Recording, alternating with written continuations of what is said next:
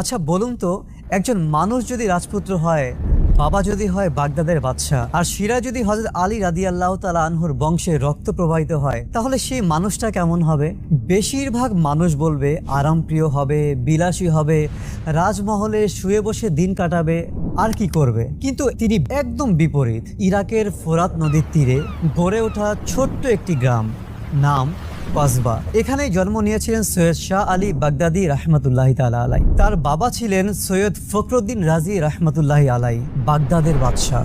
মানে সহজ কথায় বলতে গেলে তার জন্মই হয়েছিল সোনার চামচ মুখে নিয়ে। কিন্তু সোনার চামচ তাকে আটকাতে পারেনি, কেননা তার হৃদয়ে একটাই চিন্তা ছিল, কিভাবে আল্লাহর পথে মানুষদেরকে নিয়ে আসা যায়। তিনি বাগদাদ ছাড়লেন, দিল্লি গেলেন, সেখান থেকে এলেন এই বাংলার মাটিতে। শুধু একটাই উদ্দেশ্য, যে মানুষগুলো আল্লাহকে চেনে না তাদের কাছে আল্লাহর পয়গাম পৌঁছে দেওয়া। এবার আসি সবচেয়ে অবাক করা বিষয়ে। জীবনের একদম শেষ সময়ে তিনি গেলেন একটা জরাজীর্ণ মসজিদে, দরজা বন্ধ করলেন, বাইরের দুনিয়া থেকে নিজেকে আলাদা করে নিলেন, আর শুরু করলেন মুরাকাবা, গভীর ইবাদত।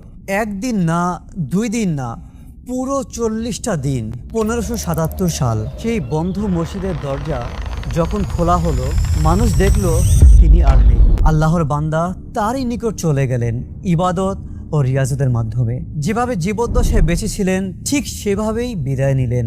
আজ 500 বছর পরেও মিরপুরের মাটিতে শায়িত আছে তার মাজার সমহিমায়। হাজার হাজার মানুষ আসে, দোয়া করে, শান্তি খোঁজে। কেননা কিছু মানুষ চলে গেলেও তাদের আধ্যাত্মিক আলো কখনোই যায় না। হযরত শাহ আলী বাগদাদি চিশতি রহমতুল্লাহি তাআলা আলাই তাদেরই একজন।